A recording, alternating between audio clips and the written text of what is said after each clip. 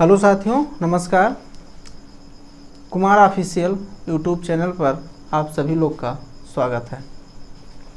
आज हम high school के मैथमेटिक्स में एक नए सेशन का शुरुआत करेंगे और पढ़ेंगे हम हाई स्कूल के मैथमेटिक्स में एक एक्सरसाइज पॉलिनोमियल, बहुपद।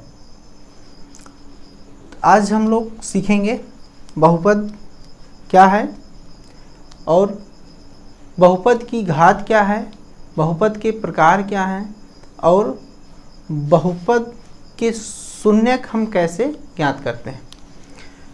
तो यहाँ पर हम लोग देखेंगे बहुपद क्या है। तो सबसे पहले हम डेफिनेशन देखते हैं, समझते हैं कि बहुपद हमारा क्या होता है, कैसे हम पहचानेंगे कि कोई भी हमारा जो टर्म दिया है वो हमारा बहुपद है। तो सबसे पहले हम यही देखेंगे बहुपद। तो यहाँ पर हम समझेंगे पहले बहुपद के डेफिनेशन को, बहुपद क्या होता है। बहुपद पॉलिनोमियल, पॉलिनोमियल यहाँ पर हम देखेंगे तो यहाँ पे हम कह सकते हैं ऐसा कि वह पद या ऐसा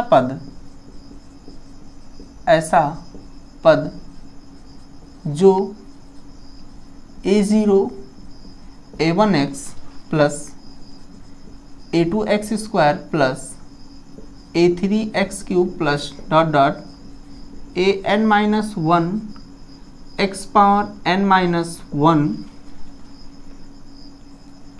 plus an x power n के किसी भी पद के रूप का हो, किसी एक या एक से अधिक, एक या एक से अधिक पद के रूप का हो,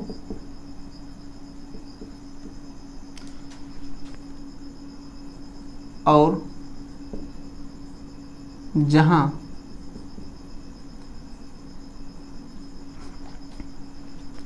a0 a1 a2 a3 dot an minus 1 and an is element हो रियल नंबर। और यहाँ पर हम कह सकते हैं a0 a1 a2 a3 up to dot dot an minus 1 and an does not equal to 0। तो ऐसे पद हमारे कहलाएंगे बहुपद। यहाँ पे हम देख सकते हैं इनमें से अगर हम देखें कोई भी एक पद हो सकता है या सभी पद हो सकते हैं। अगर सभी पद हैं उसके लिए कंडीशन होगा ये सभी कैसे होने चाहिए, रियल नंबर होने चाहिए, और ये सभी नॉट इक्वल टू 0 होने चाहिए। कंडीशन यहाँ पर हम देख सकते हैं कि अगर इनमें से हम कोई एक टर्म लेते हैं, जैसे मान लीजिए हम a1x प्लस a2x स्क्वायर लेते हैं, तो ये हमारा बहुपद है जहाँ कंडीशन क्या है कि a1 और a2 is element of real number. ये दोनों क्या होने चाहिए, रियल नंबर के एलिमेंट होने चाहिए। और यहाँ पे कंडीशन है हमारा, जैसे हम यहाँ पे कह सकते हैं कि a1 एंड a2 ये दोनों ही हमारे equal to not equal to 0 नहीं होने चाहिए, मतलब 0 के बराबर ये दोनों नहीं होने चाहिए। यदि हमारा यहाँ पे ये दोनों ही मान लीजिए a1 इक्वल टू 0 या a2 बराबर a1 बराबर 0, तो हम कह सकते हैं ये हमारा टर्म जो हो जाएगा वो पूरा का पूरा 0 हो जाएगा, 0 इंटू एक्स स्क्वायर। ये पूरा टर्म हमारा क्या हो जाएगा, 0 हो जाएगा। तो ये हमारा बहुपद नहीं होगा। तो यहाँ पे हम समझते हैं यही, अब बहुपद को कैसे पहचानेंगे। तो बहुपद हमारा हो गया, इसमें हम देखेंगे बहुपद की पहचान कैसे करेंगे। अगर आपको कोई दिया जाता है बहुपद, जैसे मान लीजिए हमें दिया है x square plus 2 plus 1 by x, तो अगर इसमें से आपसे कोई कहता है कि यह जो पद है क्या यह बहुपद है या नहीं है, तो यहाँ पर हम देखेंगे इसको। अगर हम देखें तो हम देख सकते हैं, इसको लिखना चाहें तो लिख सकते हैं x square plus x power -1 and 2। तो यहाँ पर हम देखेंगे जो बहुपद के हमारे टर्म दिए गए हैं, इन टर्म में कोई भी हमारा यहाँ पे हमारा कोई भी टर्म जो है नेगेटिव पावर में नहीं है। सीधा सीधा अगर हम समझना चाहें तो यहाँ देख सकते हैं जितने भी हमारे बहुपद के टर्म दिए गए हैं, इस टर्म में हमारा कोई भी ऐसा टर्म नहीं है जिसमें कि पावर जो है निगेटिव दिया हो। तो अगर पावर हमारा निगेटिव है तो हम यहाँ पे कह सकते हैं कि ये बहुपद नहीं है। बहुपद होने के लिए देखिए पावर आपका 0 हो सकता है, 1 2, मतलब यहाँ पे हम कह सकते हैं जितने भी होल्स नंबर हैं, जितने भी होल नंबर हैं हमारे, ये सभी हमारे पावर में हो सकते हैं। लेकिन यहाँ पे हम इंटीजर या फिर हम कहें रियल नंबर्स, ये सभी नहीं हो सकते हैं पावर में। सभी नंबर नहीं हो सकते हैं, कुछ इसमें से जो आपके होल नंबर्स में आते हैं वो सभी नंबर्स हो सकते हैं। 0 टू काउंटिंग नंबर जितने हमारे पॉजिटिव काउंटिंग नंबर हैं, इन सभी को इंक्लूड करके हम पावर में ले सकते हैं। वो सभी हमारे पावर में आ सकते हैं, किसके? बहुपद के। जैसे अगर हम यहाँ पे देखें 1/x प्लस एक्स स्क्वायर, अगर हम इसमें देखें तो ये भी हमारा क्या है? बहुपद नहीं है। दूसरा हम देखें √x प्लस एक्स स्क्वायर, ये भी बहुपद नहीं है। क्यों? क्योंकि x के पावर में यहाँ पे हमारा हो जाएगा हाफ, और यहाँ पे हम देख सकते हैं जितना भी हमारा बहुपद का पावर होना चाहिए वो कैसा होना चाहिए? वो एक होल नंबर होना चाहिए, पूर्णांक संख्या होनी चाहिए। और यहाँ पर हमारे पास ये फ्रैक्शन नंबर है, या फिर हम इसको रेशनल नंबर भी बोल सकते हैं। इसके पावर को हम फ्रैक्शन नंबर देख सकते हैं या फिर हम रेशनल नंबर भी इसको देख सकते हैं। तो बहुपद होने के लिए क्या कंडीशन होना चाहिए? बहुपद होने के लिए कोई भी पद हो इस टाइप का होना चाहिए। इनमें से चाहे कोई एक पद हो या सभी पद हों या एक से अधिक पद हों, तो वह बहुपद है। अगर इनमें से आपका पद कोई भी मैच नहीं करता है तो वह बहुपद नहीं है।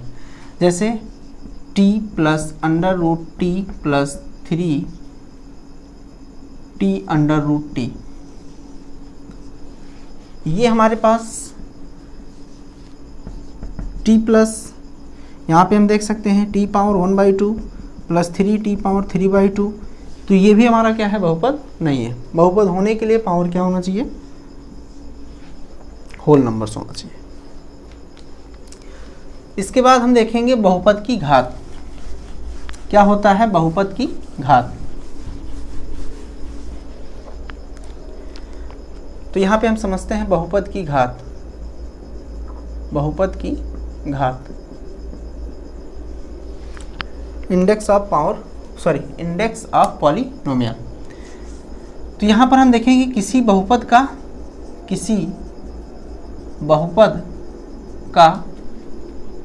अधिकतम घात, किसी बहुपद का अधिकतम घात बहुपद की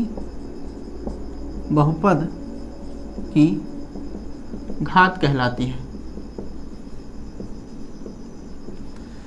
किसी बहुपद का अधिकतम घात बहुपद की घात कहलाती है। जैसे अगर हम देखें यहाँ पे हम कह सकते हैं, यहाँ पर मान लीजिए हमारे पास कोई टर्म दिया गया है, इस बहुपद में हम देखें इस बहुपद की घात क्या होगी, या हम कहें इसका घात क्या होगा।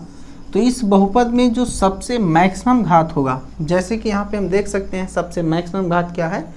3। तो यहाँ पे हमारा हो जाएगा घात बराबर 3। अगर हमें दिया गया है ax प्लस b और इसमें हमें कह रहा है कि इसका घात क्या होगा, तो हम देख रहे हैं x के पावर में क्या है? 1 है, और यही हमारा मैक्सिमम घात है। तो यहाँ पे कह सकते हैं इसमें जो घात होगा वो क्या होगा? 1। अगर हमें कोई जो है अचर टर्म दिए गए हैं न्यूमेरिकल वैल्यू, तो इस न्यूमेरिकल वैल्यू में भी हमारा क्या होता है? x जो वेरिएबल है वो इंक्लूड होता है विथ इंडेक्स 0। मतलब x वेरिएबल होगा लेकिन उसका पावर क्या होगा? 0। बिकॉज हम जानते हैं any numbers power 0 equal to 1। किसी भी संख्या के अगर पावर में 0 है तो उसका मान क्या होगा? 1 होगा। तो यहाँ पे हम कह सकते हैं जितने भी हमारे अचर पद हैं वो सभी में अगर हम घात चेक करें तो घात हमारा क्या होगा 0।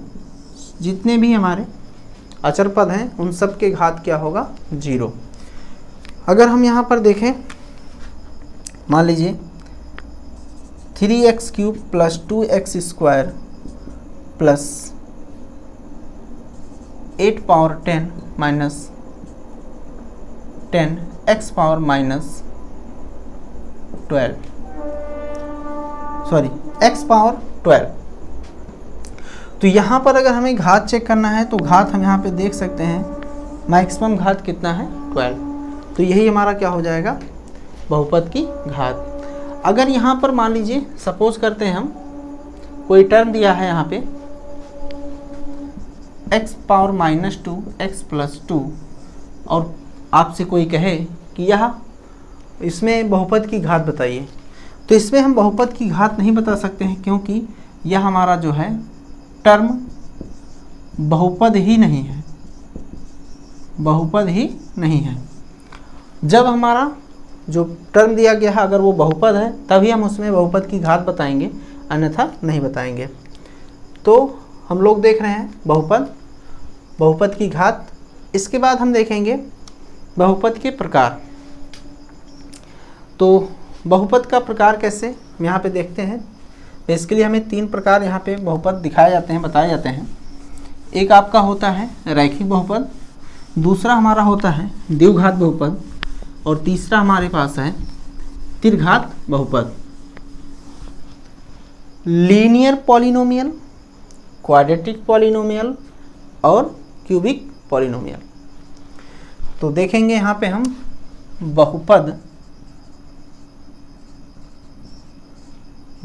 के प्रकार। ये बहुपद का प्रकार क्या है, ये घातों के आधार पर है। किसी भी बहुपद को हम दो तरह से बांट सकते हैं। एक हमारा होता है घातों के आधार पर बहुपद के प्रकार, एक हमारा होता है पदों के आधार पर बहुपद के प्रकार। तो ये हमारा जो है बहुपद जो है वो कैसा है, ये घातों के आधार पर है। तो हम यहाँ पे देख सकते हैं, इसको लिखना चाहें तो लिख सकते हैं घातों के आधार पर। घातों के आधार पर बहुपद का प्रकार कितने हैं, 3 हैं। कौन कौन से 3 हैं, मतलब यहाँ पे हम और भी हैं लेकिन हम यहाँ 3 पढ़ते हैं। देखिए पहला हमारे पास है रैखिक बहुपद,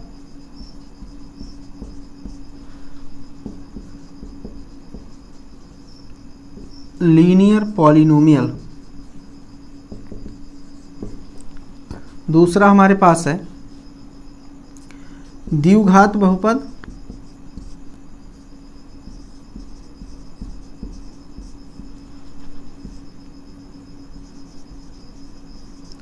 क्वाड्रेटिक पॉलिनोमियल।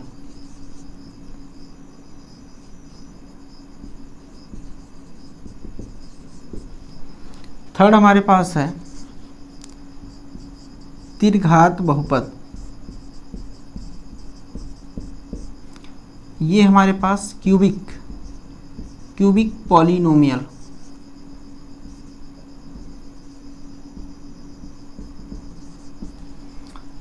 एक एक को समझते हैं क्या होता है।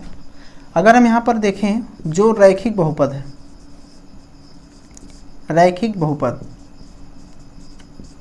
बहुपद में हम सीधा सीधा समझ सकते हैं ऐसा बहुपद जिसमें वेरिएबल जो दिए गए हों उसके पावर क्या होना चाहिए, 1 होना चाहिए। सबसे मैक्सिमम घात उसकी कितनी होनी चाहिए, 1 होनी चाहिए। तो यहाँ पे हम कह सकते हैं रैखिक बहुपद में ऐसा बहुपद जिसमें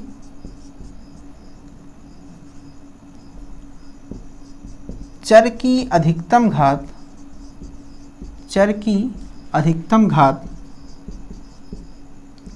1 हो। जैसे यहाँ पे हम देख सकते हैं x + 5, 2x + 3 या फिर 5x या x या 2x + 9। ये सभी जो है हमारे पास क्या है, ये रैखिक बहुपद हैं। क्यों? क्योंकि इनमें जो वेरिएबल यूज किया गया है, इस वेरिएबल का जो अधिकतम घात है, या फिर हम कह सकते हैं इस पद में या इस बहुपद में जो घात है वो क्या है, 1 है। हम घात भी कह सकते हैं या फिर अधिकतम घात, दोनों चीज़ें कह सकते हैं, कोई दिक्कत नहीं है। तो हम यहाँ पे कह सकते हैं हमारे पास जो है x+5 में x का जो मैक्सिमम घात है या मैक्सिमम पावर है, इंडेक्स है, वो क्या है, 1 है। यहाँ पर 2x+3 में इसका मैक्सिमम पावर क्या है, 1 है। 5x 1 है, x में भी 1 है। सभी में हम देख रहे हैं जो इसका मैक्सिमम घात है वो कितना है, 1 है।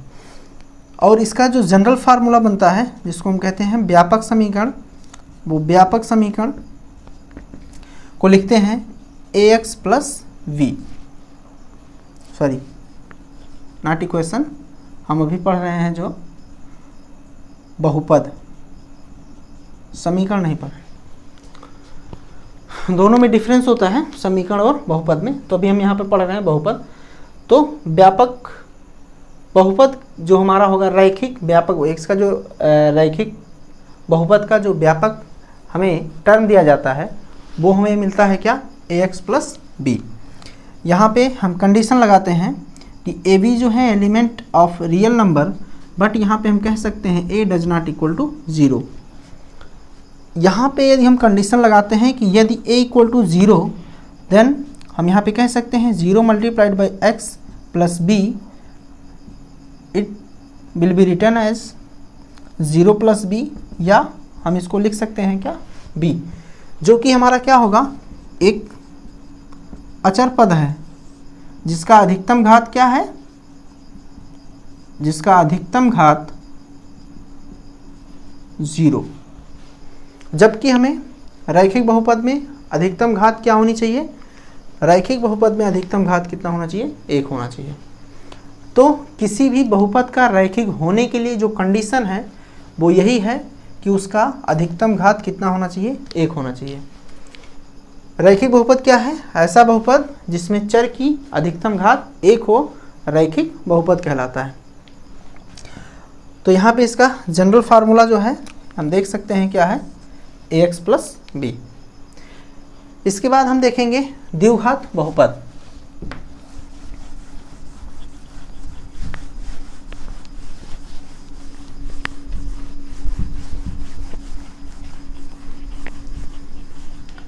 यहाँ पर हम देखेंगे द्विघात बहुपद, इरेज करते हैं पूरा।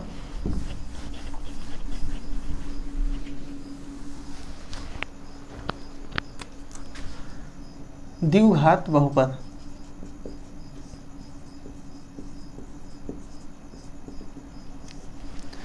द्विघात बहुपद में हम इसको अगर देखें होना क्या चाहिए, ऐसा बहुपद, ऐसा बहुपद जिसका अधिकतम घात 2 हो, जिसमें चर की अधिकतम घात, ऐसे लिखते हैं, ऐसा बहुपद जिसमें चर की अधिकतम घात 2 हो। जैसे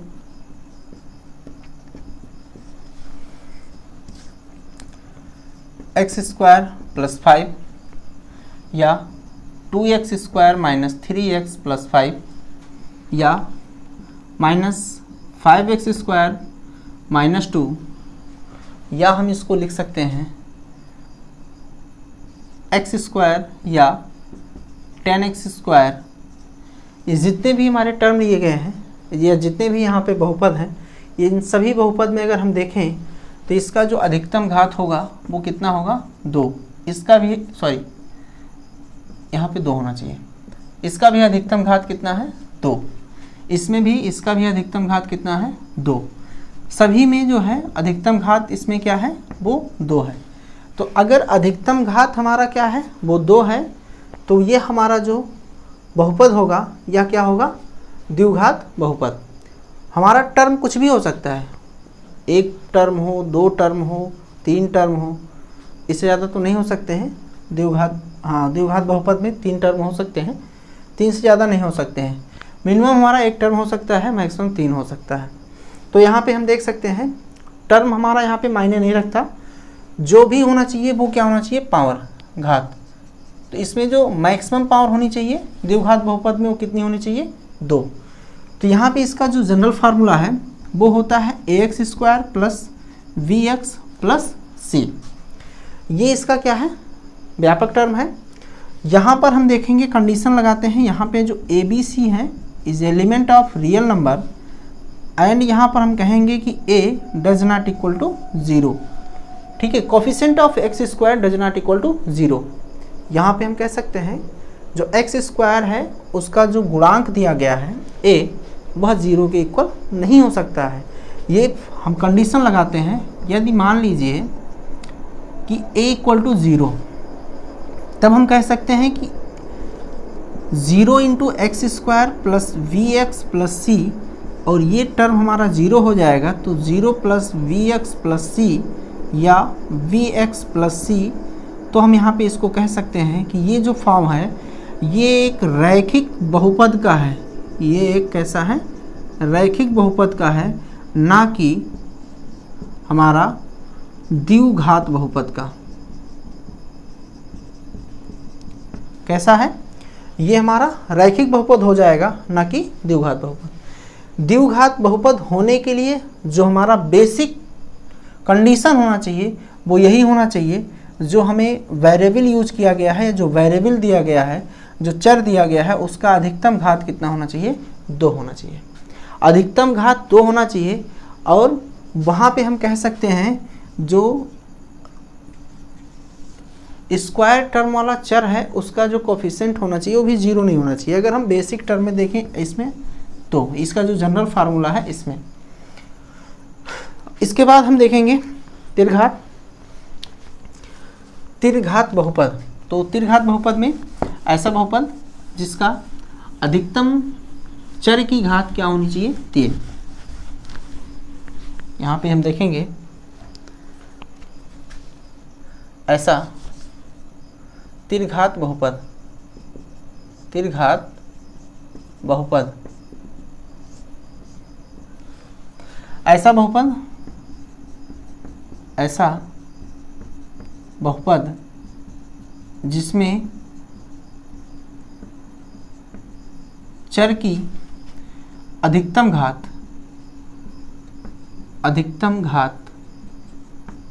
3 हो। अधिकतम घात कितनी हो, 3 हो। ये त्रिघात बहुपद होते हैं। जैसे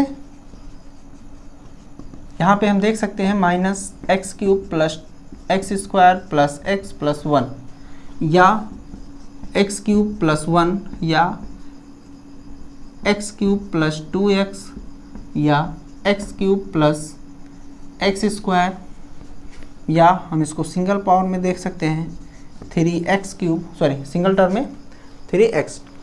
ये जितने भी हमारे बहुपद हैं ये सभी कैसे हैं, त्रिघात हैं। ये सभी जो हैं बहुपद कैसे हैं, त्रिघात हैं। क्यों? क्योंकि इनका सबका जो पावर है, मैक्सिमम घात है, वो कितना है, 3। इन सभी का जो घात है वो कितना है, 3। इनका जो घात है सभी का वो कितना है, 3। इसमें भी इसका घात कितना है, 3। इसमें भी इसका घात 3। इसमें भी घात 3। इस बहुपद में भी घात 3। तो हम यहाँ पे समझ सकते हैं ऐसा जो बहुपद हो जिसमें चर का जो अधिकतम घात है वो कितना होना चाहिए, 3, वो क्या कहलाएगा, त्रिघात बहुपद। इसके बाद हम यहाँ पे देखेंगे शून्य कैसे ज्ञात करते हैं। अच्छा, इसका भी जनरल फार्मूला देख लें। तो ये होता है ax³ plus vx² plus cx plus d। यहाँ पे जो हमारे a b c d ये हमारे एक वास्तविक संख्याएं हो सकती हैं या होती हैं। यहाँ पे कंडीशन होता है कि a does not equal to 0। यहाँ पे अगर हम देखें यदि a equal to 0 then 0 into x³ plus vx² plus cx plus d। तो यहाँ से हमारा हो जाएगा bx² plus cx plus d। ये हमारा त्रिघात नहीं होगा ये हो जाएगा हमारा द्विघात। इसीलिए ये कंडीशन अप्लाई होने ज़रूरी है। इसके बाद हम पढ़ते हैं शून्यक निकालना, शून्यक ज्ञात करना।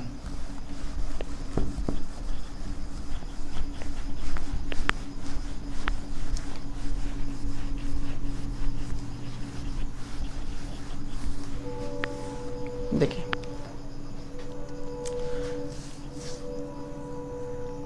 शून्यक को हम सीखेंगे। शून्यकों की संख्या देखते हैं, वो कैसे देखते हैं। अगर हम यहाँ पर चेक करें, जैसे हम यहाँ पर बात करें x+1, तो x+1 में 9th में ही हमने पढ़ा था, इसका अगर शून्यक निकालना हो तो कैसे निकालते हैं हम। इसके शून्यक को निकालने के लिए हम यहाँ पर देखते हैं कि इसको करते हैं x+1 = 0 एंड x = -1।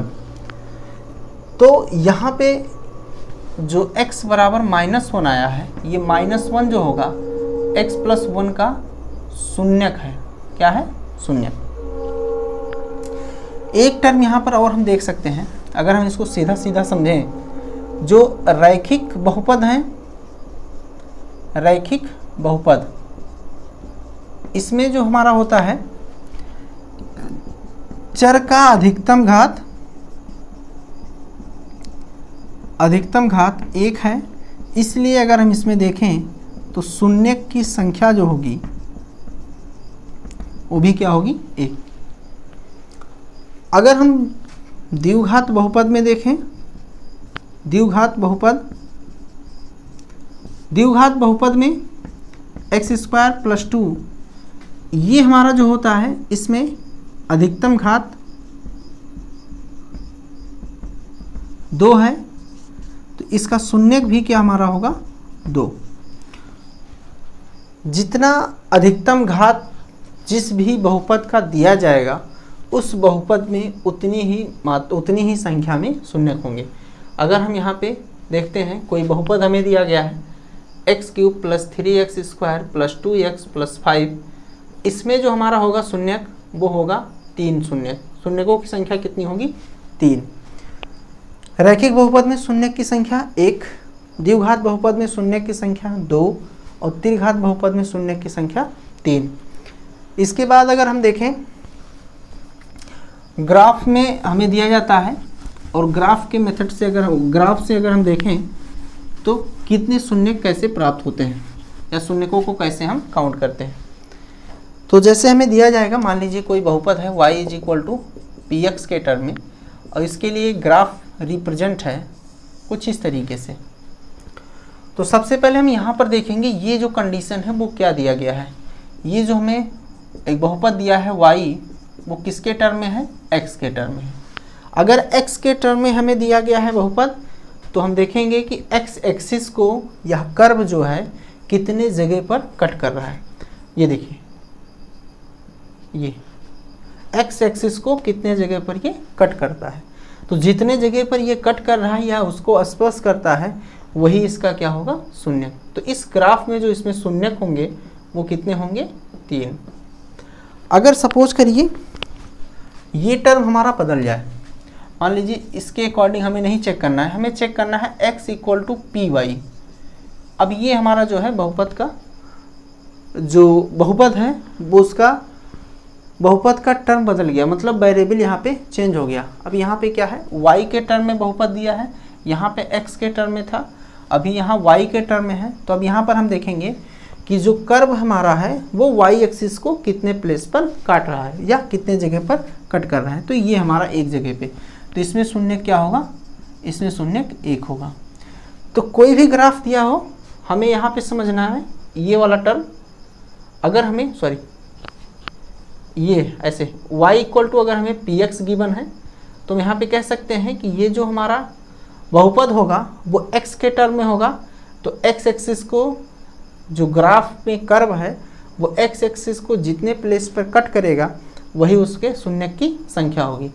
अगर हमें बहुपद दिया गया है y के टर्म में, तो हम देखेंगे y एक्सिस को ग्राफ कितने जगह पर टच करता है वही उसका शून्य की संख्या होगी। तो 2.1 में हमें यही गिवन है, आप लोग इसको पढ़ेंगे। धन्यवाद।